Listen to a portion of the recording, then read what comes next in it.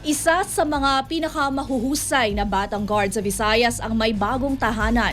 Matapos magpasiklab sa palarong pambansa, opisyal nang sasali si Luke Rose sa Lyceum of the Philippines University, Cavite habang naghahanda para sa kanyang NCAA Juniors career. Ang ibang detalye alamin sa pag-abante ni Jordan Joaquin.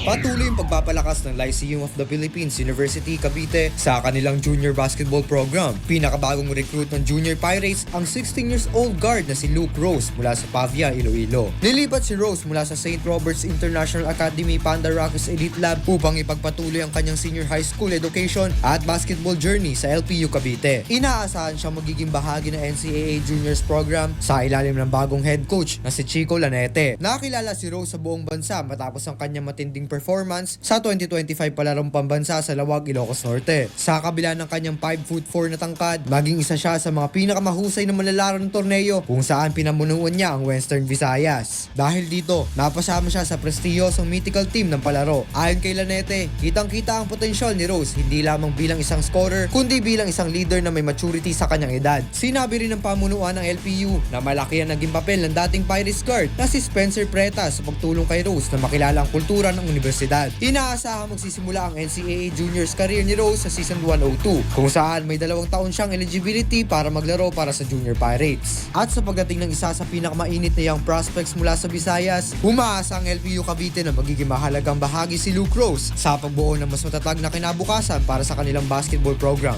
Ako si Jordan Joaquin, Abante. Manatiling nakatutok sa Abante, sundan kami sa aming mga social media accounts at huwag kalimutang mag-subscribe sa aming YouTube channel, DWAR Abante Radio, para sa mga eksklusibong balita.